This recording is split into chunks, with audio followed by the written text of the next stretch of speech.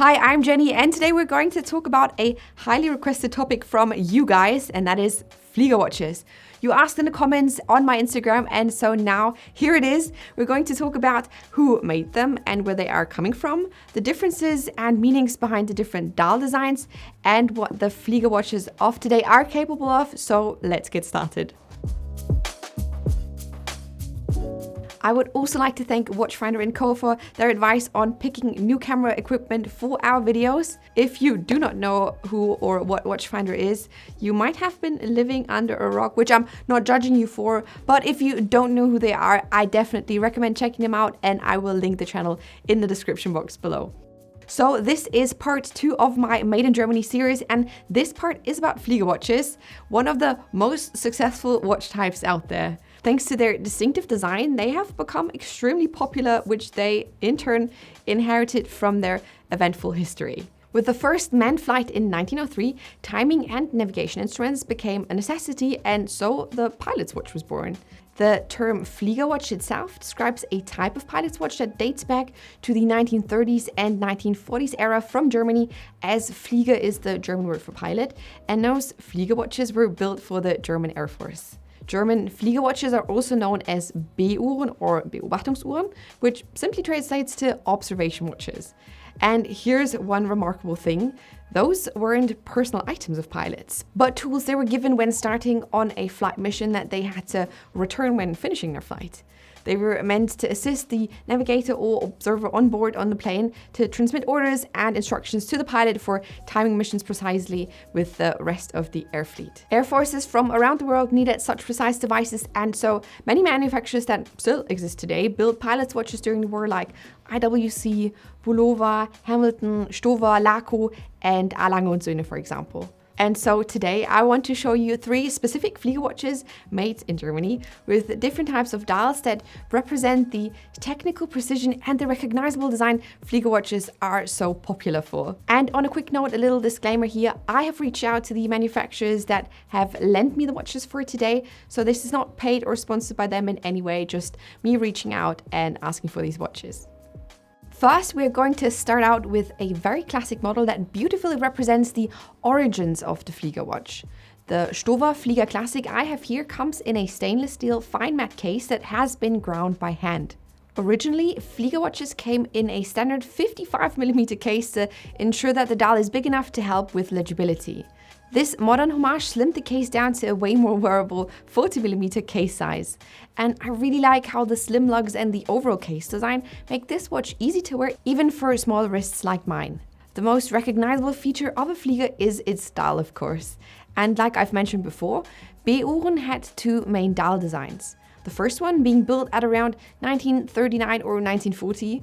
A lot of sources I found use either the one or the other year, and onwards was the Type A that looks like the dial on this Flieger Classic. Given its intended purpose, the dial had to be super quick and easy to read during flights, no matter the circumstances. And so they have went with big Arabic numerals, a simple 3-hand setup, and a triangle with 2 dots on top at the 12 o'clock position to quickly grasp the time. And like it was back in the day, every single part of the dial but the surface stayed luminous and is covered with superluminova. Inside this, Stowa beats an ETA 2824.2 that has been nicely decorated, which you can see through the sapphire case back. I really like how they still managed to find space on the rotor to put in the classic descriptive engraving that could also be found on the watches from the late 30s and early 40s. It has a power reserve of about 38 hours, and one feature that was essential for a b-Uhr. A hacking second that means that the second hand stops when you set the watch, which seems normal for today, but absolutely wasn't the standard back then. As before each flight, all planes and pilots involved had to make sure they were on the same time. So they had to wait for the signal from the airbase, who got their standard time from the German Naval Observatory. And so a hacking second allowed each pilot to set the time as accurately as possible. To me, this Stowa is a very interesting watch because of the way modern and traditional features of a Flieger have been blended into one watch. On the one hand, you get the classic Type A dial, the first dial designed to start out the German Flieger watches, paired with a modern but elegant interpretation of the once so huge case. This one is definitely one of the most easily legible watches I have ever held, and surely a great choice if you're looking for a watch that gets the job done no matter what, starting at around 1,100 euro in this configuration. Next up, I want to show you a Flieger watch that represents the progression and the quick development of the iconic dial, the LACO Pilot Watch Original Speyer. Though the case size with a diameter of 39mm sounds more contemporary, it's the design and the finishing of the case itself that feels more traditional to me than other watches on this list. Because what's special here is the dark sandblasted steel case with its bigger crown and case back engravings. You can really feel the subtle roughness of the case with your fingers, and seeing the specs engraved on the case back makes you want to hop into a plane and literally touch the sky. I mean, obviously, being used during Air Force missions, Flieger watches have to endure all sorts of flight maneuvers, so I think keeping the case design so simple and robust really adds to the character of this LACO. As you can see with this watch, the dial layout differs from the Stowa we saw before. That's because this LACO is modeled after the Type B dial pattern of b-uhren. As time progressed and the A-type dial was being used in missions, the Type B dial was a logical progression. For the precise timing, it was more helpful to quickly grasp it was 2:15 instead of 2:15, if you get what I'm saying. And so the Type B dial added another smaller circle to the center of the watch, displaying the hours, whereas the outside track showed the minutes in 5 steps. Another change was also made to the amount of luminous material applied to the dial parts. On the original watches from back in the day, they kept the hands and minute markings covered, added radium to the little dots of the inside circle, but spared every other index on the outside marking, as you can see here, so the added numerals would be easier to tell apart in low light situations. Inside is also beating an ETA 2824.2 elaboré movement, of course, with a hacking second to really stay true to its purpose. What many do not know is that each Flieger watch had to be regulated and tested as a chronometer by the German Naval Observatory, so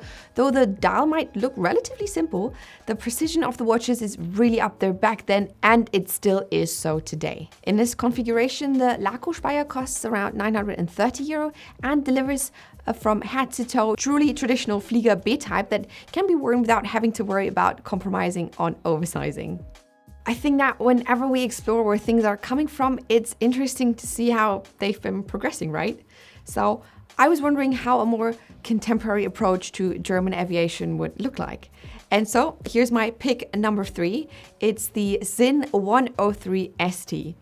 Though this one might feel very different at first glance compared to the other two, you will quickly see how this one is still deeply connected to the original idea of precision, durability, and reliability that really lies in the heart of all aviation watches. The 103 ST is part of SINN's instrumental chronographs and a true Flieger watch in every way. Compared to LACO and Stowa, being founded in 1925 and 1927, SINN is relatively young as they were founded in 1961.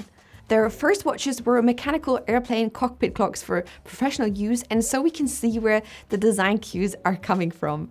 Simply because it makes so much sense, there's still the matte black dial with Arabic numerals in a contrasting white color to ensure quick and easy legibility. But this one is taking it a step further.